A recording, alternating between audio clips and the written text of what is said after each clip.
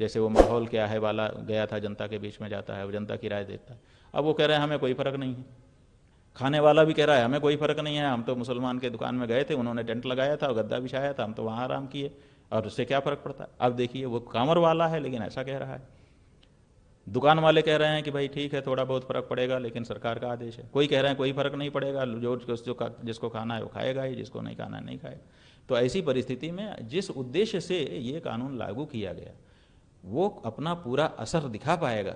देखिए पवित्रता अच्छी चीज़ है और इस बारे में अगर कोई विचार करता है तो हम उसका समर्थन करते हैं, लेकिन उसके लिए उचित वातावरण बना करके तब इस बात को कहा जाना चाहिए। अन्यथा अचानक कर देने से, जैसे नोटबंदी अचानक कर दी गई थी तो लोगों को कितनी परेशानी हुई, तो अचानक नहीं करना चाहिए, उसके बारे में वातावरण बनाना चाहिए, समझाइश देनी चाहिए, और तब जा करके, और जगह जगह उस तरह की व्यवस्था कांवड़ियों के लिए। क्या सरकार ये नहीं कर सकती कि हर किलोमीटर पर कांवड़ियों के लिए लंगर लगा दे, हिंदुओं को ही प्रेरित करके लगा दे, सरकारी खजाने से पैसा ना निकाले कि भाई यहाँ पवित्र भोजन है, वहाँ पर जैसे आपके धर्मशास्त्र में नियम है वैसा भोजन, वैसी चाय, वैसा दूध बना करके रख दो।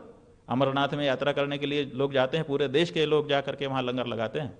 जितने व्यंजन घरों में नहीं परोसे जा सकते उतने ज़्यादा व्यंजन वहाँ अमरनाथ यात्रियों के लिए परोसते हैं लोग। हम ऐसे कई संस्थाओं को हम जानते हैं।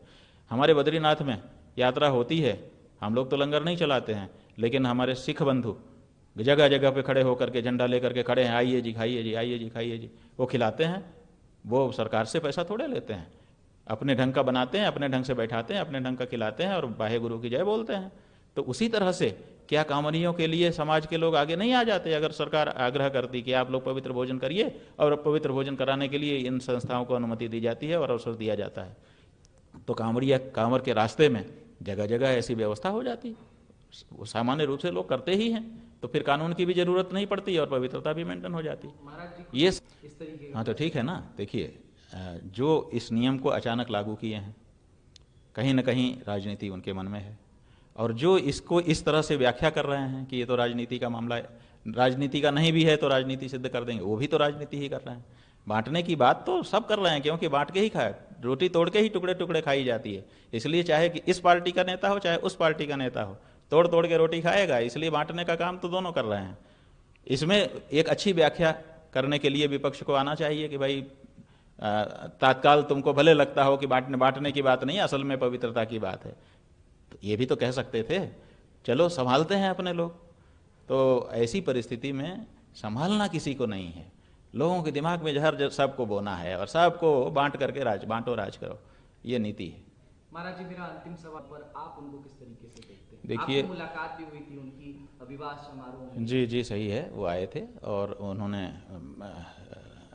हमारे सम्मान किया और हमने भी उनको आशीर्वाद दिया, वो एक अलग बात है। उन्होंने भी अपना बड़ा मन दिखाया, हमने भी अपना बड़ा मन दिखाया, और उनके मन में भी हम समझते हैं कोई समस्या नहीं होगी और हमारे मन में भी उनके लिए कोई दुर्भावना तो है नहीं। तो वो एक अलग ही प्रश्न है, वो ठीक है। जहाँ तक विश्लेषण की बात है, देखिए विश्लेषण करना होगा तो विश्लेषण तो करना ही पड़ता है। तो नरेंद्र मोदी जी जो हैं, उनको एक बहुत बड़ा मौका मिला था। भारत देश की जनता ने उनके ऊपर भरोसा कर लिया था, हम जैसे लोगों ने भी उनके ऊपर भरोसा कर लिया था। जब 2014 में उनको प्रत्याशी बनाया गया तो हम उनके बड़े समर्थक थे, और जो भी हम लोग, जिसने भी हमसे पूछा, हमने कहा कि इस व्यक्ति को किया जाना चाहिए, क्योंकि ये साफ साफ बोलता है, न्याय की बात करना चाहता है, पक्षपात नहीं कर रहा है, ना हिंदू के साथ ना मुसलमान के साथ। हम जो इसी तरह के व्यक्ति हैं कि हम पक्षपात नहीं करना चाहते, जो न्याय की बात हो वो करना चाहते हैं। उस समय दिखा था, इन्होंने टोपी पहनने से मना कर दिया, तो हमने कहा भाई बिल्कुल सही है भाई, टोपी अगर मुसलमान की है तो दिखावा करने की क्या ज़रूरत है, हमारे जो विश्वास हैं हमारे हैं, लेकिन हम उनके विरुद्ध भी नहीं हैं, तो ये अच्छा काम लगा। इसी तरह से दूसरी बातें थी, इन्होंने कहा था न खाऊंगा न खाने दूंगा, इन्होंने अच्छी अच्छी बातें कही थी। तो हमने ये सोच करके कि एक अच्छा व्यक्ति सत्ता में आ रहा है, इसको आना चाहिए ताकि भारत की राजनीति में न्याय हो सके। अब क्या हुआ, 10 वर्ष बहुमत के साथ इन्होंने राज किया। अब तो 10 साल के बाद वाला राज है, तीसरी बार वाला। बहुमत जब आपके पास था तब आपने हम हिंदुओं की पीड़ा को नहीं समझा। हमारी सबसे बड़ी पीड़ा है गौ हत्या।